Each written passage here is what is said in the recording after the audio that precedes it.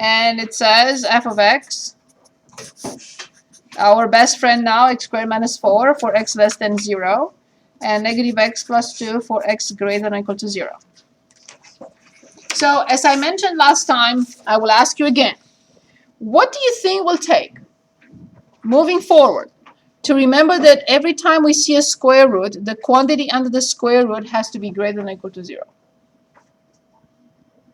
Can you repeat your question? Yes. Moving forward, what will it take for me to convince you that every time you see a square root, you have to write that the quantity under the square root has to be greater than or equal to 0? What should I do, say, to convince you of that, moving forward? You want me to write what? I see. Okay. Got it. Wrong question. Okay, forget it. This changes into negative infinity to 0. Do you agree? Every time I give my students options, it doesn't work well. Okay, and this one is 0 to infinity. Would you agree? Awesome. I need to find the domain. That's my first concern. I have to start a table of values, of ordered pairs, eventually. And I don't know what to pick. So I need to find the domain. Looking at those two intervals, what would you say the domain of this function is? It's all real numbers. We have everything from negative infinity to 0. We have 0, and we have everything from 0 to infinity. Would you agree? Yes. Awesome. So then I know to start my table anywhere I want. There is an important value, x value, that I have to put in the table even if I don't want to. And that is, of course, I have to copy these symbols, parenthesis to the left and bracket to the right. I know it's an overkill, but please tell me which interval, which function we use on this interval. Indeed. And which one on this interval? Awesome. So let's plug in some values. Let's say negative 2. Perfect. Let's say 0. And you should say no, but we have to. Negative 4. Let's plug in 0 on the other side. What do we get? 2 inside the parenthesis, inside the bracket, okay? And let's also pick 2. What do we get? That's it. So let's graph this function. From left to right, please give me the first ordered pair we have. Negative 2, 0. And the second one is? What type of point is this? Very good. We graphed this function a few minutes ago. The entire function, but now we can only graph it between negative infinity and 0. On the other side, please give me the next ordered pair. Awesome. What type of point is this? Yes, because of the bracket. That's why we use the bracket, to make sure that that is a close point. And then the next one will be 2, 0. And this is a line. Please remember, do not connect the graphs. You do not extend the parabola to the right or the line to the left. This is the graph. Anything else from this test? 13. Say it again.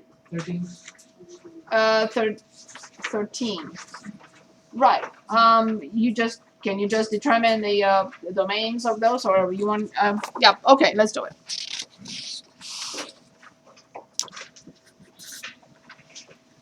So we are given f of x, which is the absolute value of x, and we are given g of x, which is 2x minus 3. And we're asked to find the sum, we're asked to find the ratio, and we're asked to find the function composition and its domain.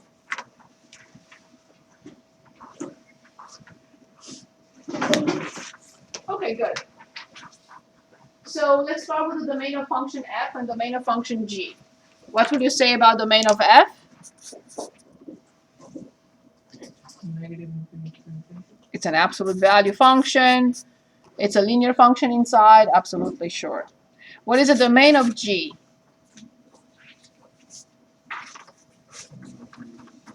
Yes, it's a polynomial function, no discussion there.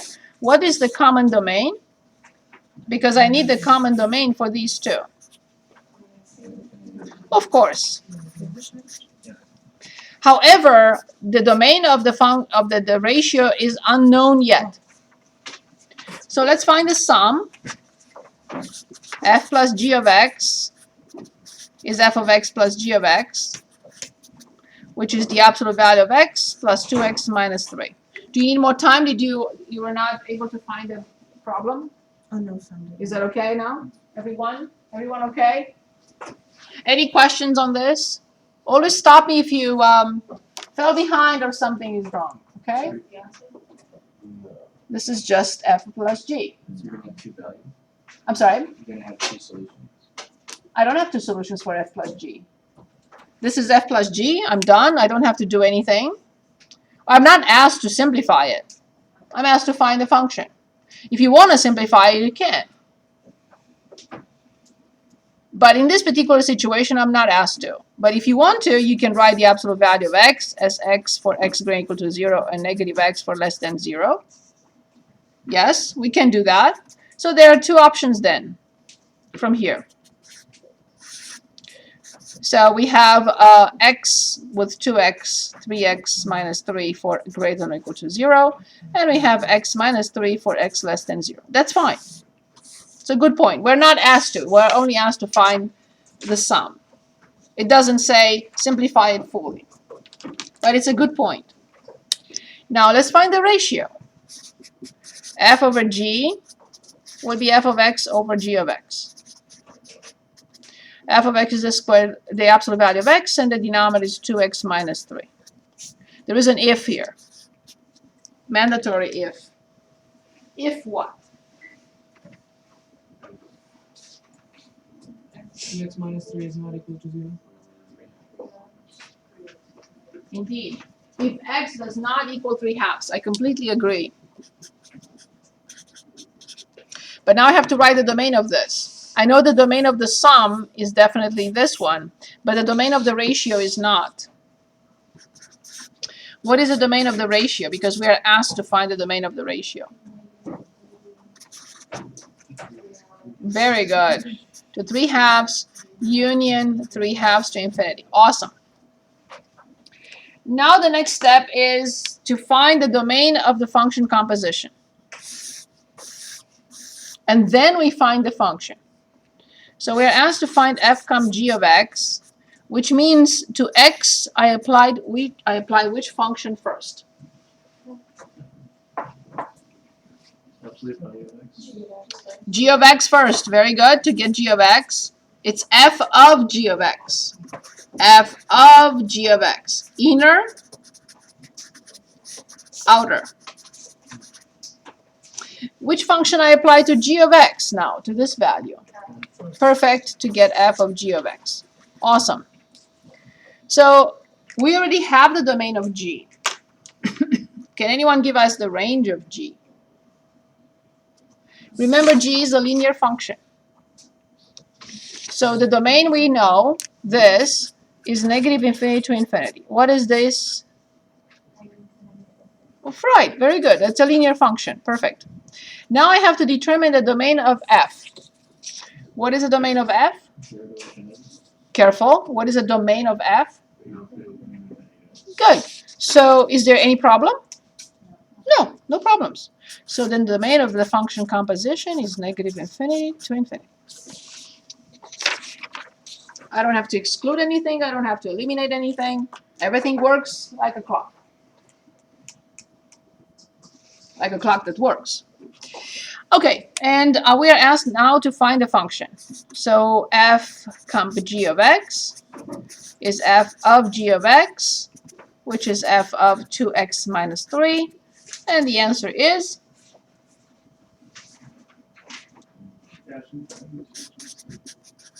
That's it. We're not asked to simplify, but if you'd like to simplify it, you can.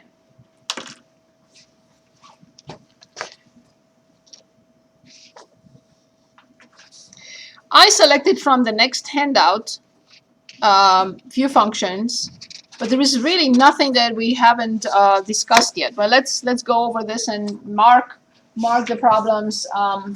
For some reason, I had some glitch with my scanner, and I scanned and I sent this document to the copy center, but I could not scan the form in which I circled the numbers. I had a little problem. It gives me an error message somehow. Okay, so on page 155, we're looking at this document, the second one. Now the supplement. So on page 155, I marked down, and you'll tell me yes or no if you want to see it. I marked down 17. And then 21. And so what's the problem with that? It passes through a point and is parallel to this graph. What is the slope of the graph? 2/3. So you have a point and the slope. So they are parallel. So you have the point and you have the slope. Just use y minus y1 equals the slope times x minus x1. So that's all you have to do. So you have y minus y1 equals 2/3 x minus x1, and you have x1, which is -3, and y1, which is 4, and just find the equation. Is that okay? Is that okay? Please say no if it's not okay. Which part is not okay? What did you do after that? You plug in -3 instead of x1, you replace y1 by 4 and solve for y. So you're making another equation? You have to solve for y. You're not making another equation. You write y minus 4 equals 2/3 x plus 3, and you solve for y. You will replace this piece by 4 and this piece by -3 and solve for y.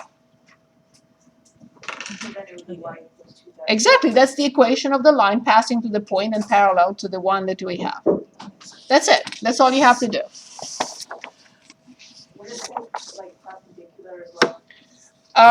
If it's perpendicular, then once you determine the slope, if the slope is 2/3, the line who's going to be perpendicular will have the slope -3/2. If this is M1, this will be M2. If one line has a slope of 2/3 and the other one is perpendicular, then it has to be -3/2. Why? Because the product of these two has to be -1. What was the equation that you were like 1 over something? M1 equals -1 over M2. It's easier to remember that the product is -1, but it's up to you. Okay. I also selected 24. A man has 72 feet of fencing to put around a rectangular garden. If the length is 3 times the width, find the dimensions of his garden. Is this okay? Yeah. So we have 72. So this is x and y. 2x plus 2y equals 72. That's the perimeter. And we are told that the length is 3 times the width. So x equals 3 times the width. And we solve the system by replacing 3y in here. Is that okay?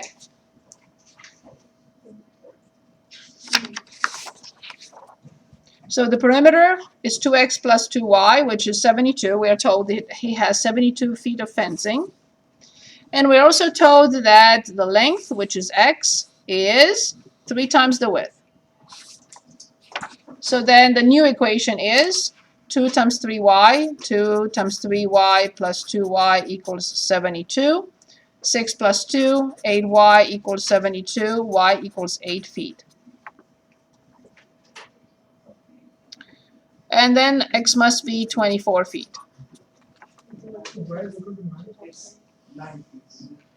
Oh, 9 feet, I'm sorry. Thank you, of course. What was I thinking? And then 27.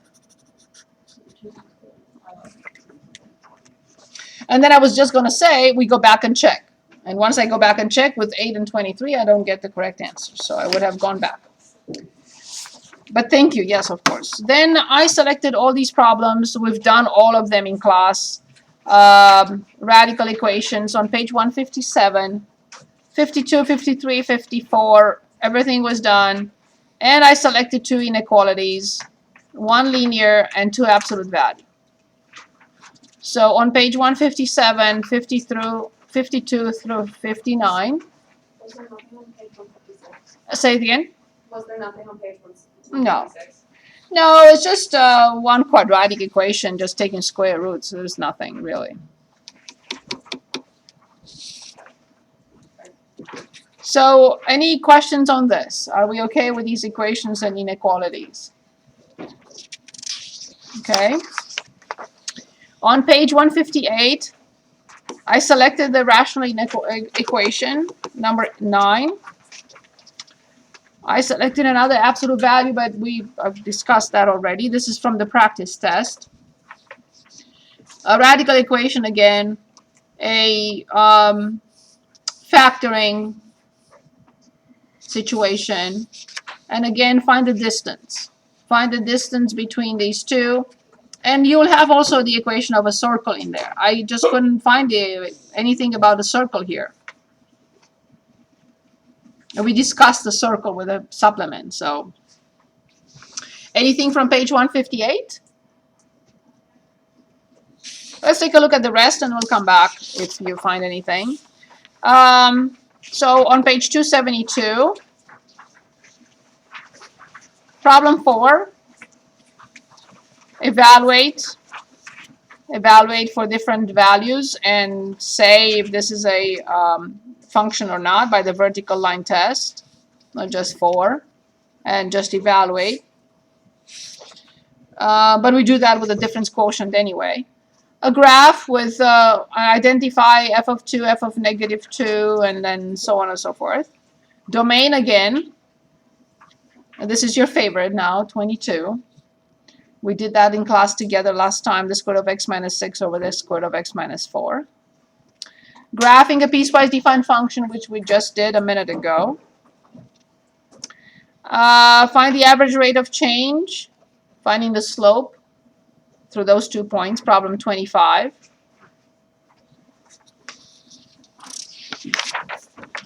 On page 274, finding the function composition, problem 38 and 40. We just did that. Then decompose this function, 43. Really nothing else, not a lot here. And the last page, on page 277, again, I really don't find anything here that is any interesting, to tell you the truth. So I'll graph this function again, a piecewise defined function, find the average rate, the same thing. Decompose the function, number 12. We cannot select a lot from here because we haven't finished chapter 3. So there are a lot of other things that we cannot select. Okay, what do you think you may have difficulties with on the test, or you simply want to see another problem so we can work on those? Yes, please. You said 43 on page? 274, number 43. Yes, we did this problem last time. And we have 2x minus 1 over 3x plus 4. Good. We're asked to decompose this function into inner and outer.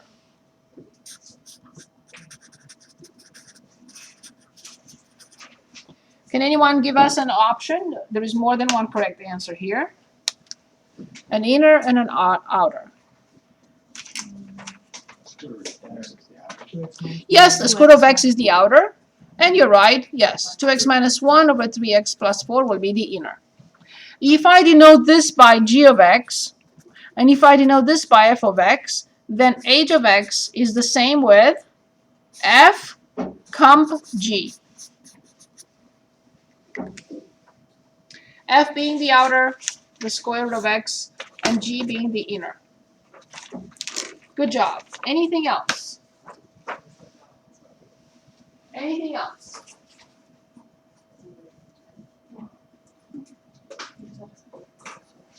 Anything else? I would like to start transformations of functions. This is not going to be on this test. You're more than welcome to start early on Thursday if you'd like. I'll be here, let's say, from 11 o'clock or so.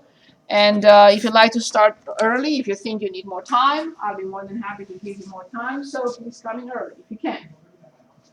Okay? Also, I have some time after class, so you can, if you cannot come in early, you may be able to stay.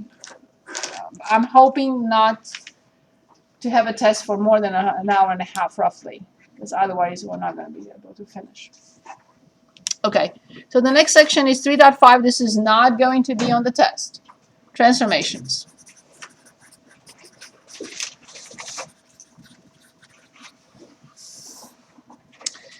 So, first of all, when do we use transformations? Well, we use transformations, for example, when we want to fit a bunch of data. For example, let's suppose we measure the height of infants, and we get to plot that data. Something like this.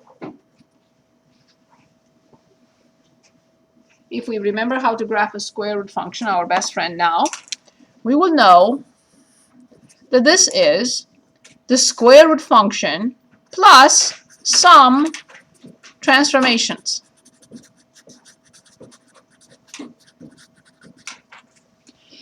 If we don't know how to graph the square root function, we will have difficulties in fitting a function through the given data. So the bottom line is, I can use transformations if I know some basic functions. And some time ago, I showed you a list in the book of basic functions. So let's go over those. First,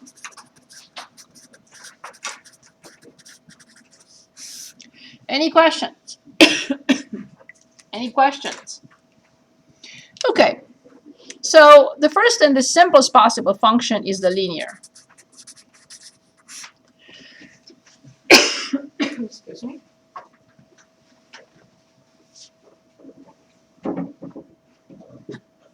Can anyone give us, under the umbrella of linear functions, the simplest possible linear function? Very good, indeed. We also call this the identity function.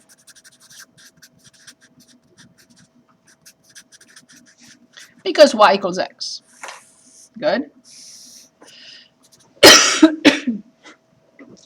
Here's the graph of f of x equals x. It bisects the first and the third quadrants, and this is f of x equals x. That's the identity function. Quadratic. Can anyone give us the simplest possible quadratic function? Excellent. So this is the simplest possible x squared or quadratic function. Cubic. Can anyone give us the simplest possible cubic function? Of course.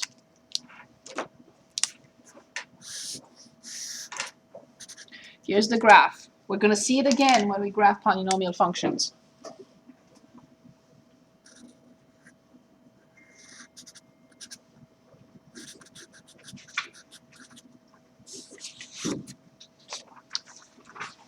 Absolute value. Can anyone give us the simplest possible absolute value function?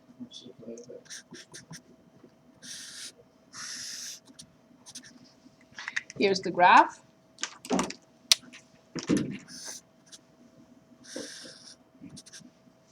This is f of x equals the absolute value of x.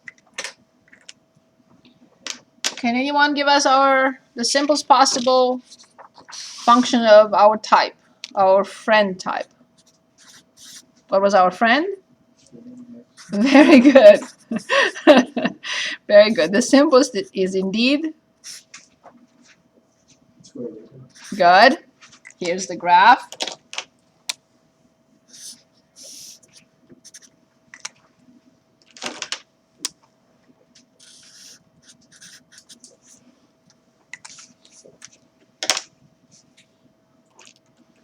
Let's also look at the cube root.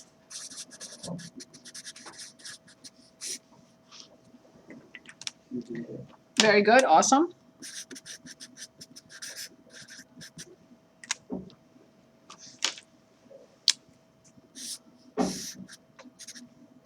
Careful now with the cube root, please.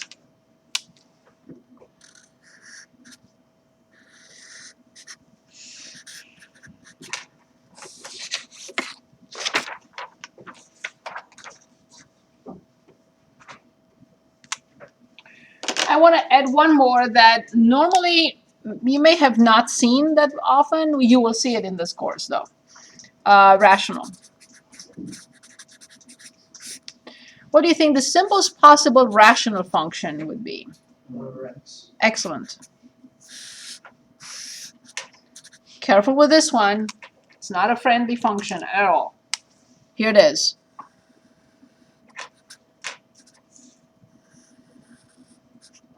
It does not touch any of the axes.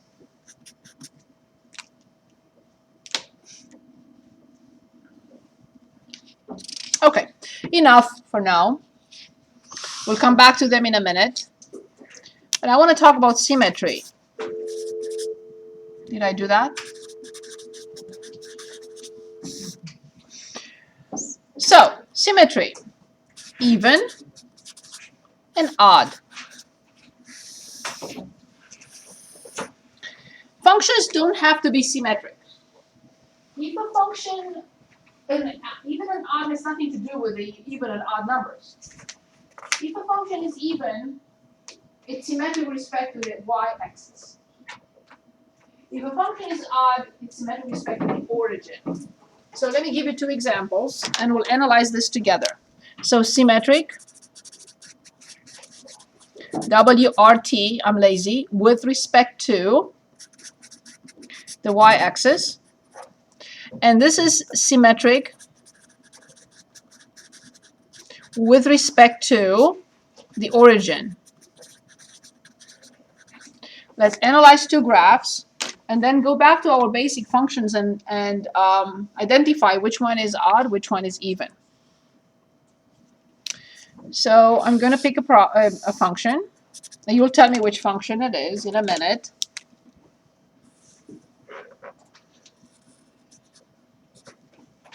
Which function did I pick? X squared, indeed. Very good. So now imagine that I cross it horizontally with a line. I determine 2 points, point A and point B. Point A has x coordinate x. Can anyone give us the y coordinate? This is a function f of x. We know what it is, but don't use the x squared just yet. I'm only interested to know if point A has x as x coordinate, what would be the y coordinate? And please don't say y. I don't want y. I want something else. I want? That's why I said it's just function f of x. Do not consider it x squared just yet. So this is x, and what will this be? If this is 5, what will this be? It's a point on the graph. 2. I don't want numbers. If this is 5, how would I determine the y value? F of 5, correct? Right? So now if this is x, what is this? That's all I wanted you to say. Good. What do you think this will be on this side? Minus x. Perfect, negative x. And do not look at the right-hand side, and plus tell me what is the y value here. Excellent. Indeed, f of negative x. Now please tell me what is the relationship between f of negative x and f of x for any even function. What do you think? Of course. Obviously, they are the same.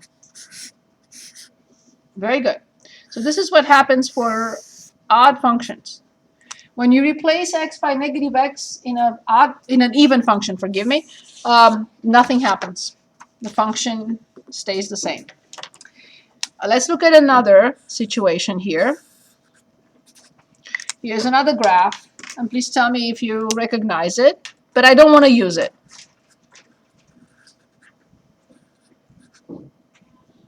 We recognize this function? The cube root. Very good. I'm sorry, the cube function, cubic function. This time I'm going to do something else.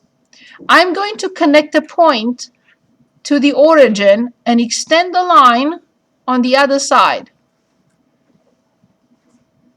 It's a line segment connecting any point on any side, going through the origin and hitting the other side. First quadrant, third quadrant. And I'm going to say this is point A and this is point B, and the x coordinate of point A is x. Please give me the y coordinate. Excellent. Now what do I have on this side then? Very good, awesome. So this is negative x. Of course, this is f of negative x. Now I would like you to look at this and find a relationship between these two, as we did before with an even function. Before we said f of negative x must equal f of x. If the function is symmetric with respect to the y-axis, f of x and f of negative x must be the same number.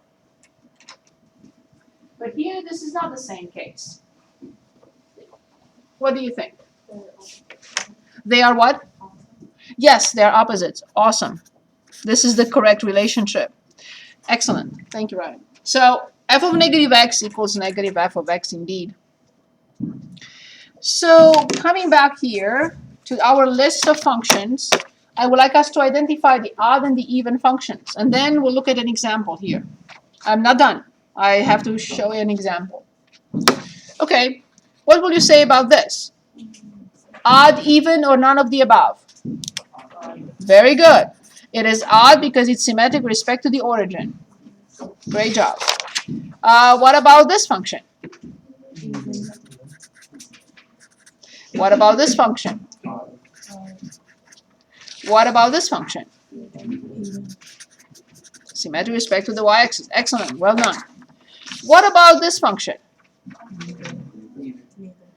Very good. Not symmetric. Perfect. What about this function? What about this function? Very good. Symmetric over the origin. Perfect. Excellent. Well done. Okay, so now I'm going to pick an example. Let's say f of x equals 3x cubed minus x, and ask you, is this f of x symmetric? So my answer, first of all, one explanation, that one idea that I wanted to show you is that if a function is odd, it cannot be even. If a function is even, it cannot be odd. However, there is one that is odd and even at the same time, which is y equals 0. Who cares about it? Right? It's symmetric with respect to the y-axis and symmetric with respect to the origin. It's not a function that anyone cares about. So if I show that it's odd, I cannot show that it's even. I don't even want to look at whether it's even, right? Okay. So as you notice, in both situations, we have to calculate f of negative x. I will calculate f of negative x with your help. So now please tell me what I should write, f of negative x. I have to write 3. You have to say parentheses, negative x to the third minus parentheses, negative x. Would you agree so far? We replaced x everywhere by negative x. Is that okay? Yes? Good. But how much is negative x to the third? Negative x cubed times 3, negative 3x cubed. And how much is negative 1 times negative x? Good. So now I have 3 questions that I ask myself. Question number 1, does this equal f of x? If you say yes, then it will be even. Does this, if it's not, Does this equal negative f of x? If it's yes, then you will say it's odd. Or there is a third option, which is none of the above. Only one of these three questions has a yes as answer. The other two have to have no. So first of all, I will look at the original function and what I obtained. Are they the same? So obviously the function is not even. My second option is to determine negative f of x. How do I determine negative f of x? Simply multiplying both sides by -1. So negative on the left-hand side, negative on the right-hand side, and negative with negative x. And now I'm asking myself, are these two the same? Yes. And then I'll say yes, and I cross out the last one. So indeed, this function is odd, because when replacing x by negative x, I obtain the result of the opposite of the function. Obtaining the opposite of the function guarantees that this function, when we graph it, will be symmetric with respect to the origin. Any questions?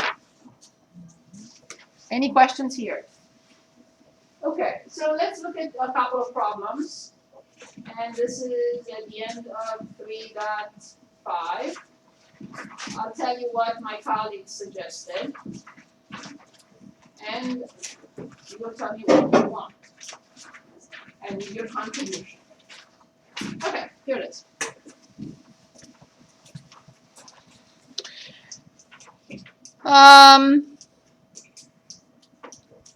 For the following exercises, describe how the graph of the function is a transformation of the graph of the original function. So for example,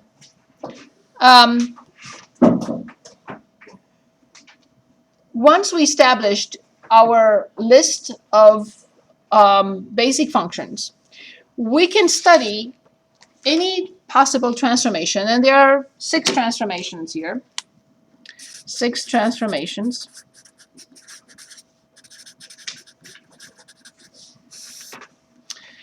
There are 2 shifts.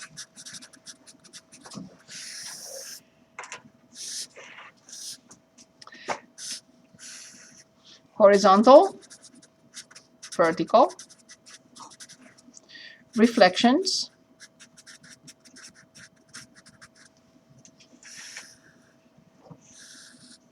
WRT with respect to the x-axis, and WRT with respect to the y-axis. And the last one, stretching or shrinking.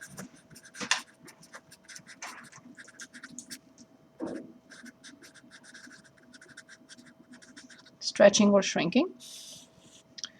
And there are 2 types, horizontal, vertical.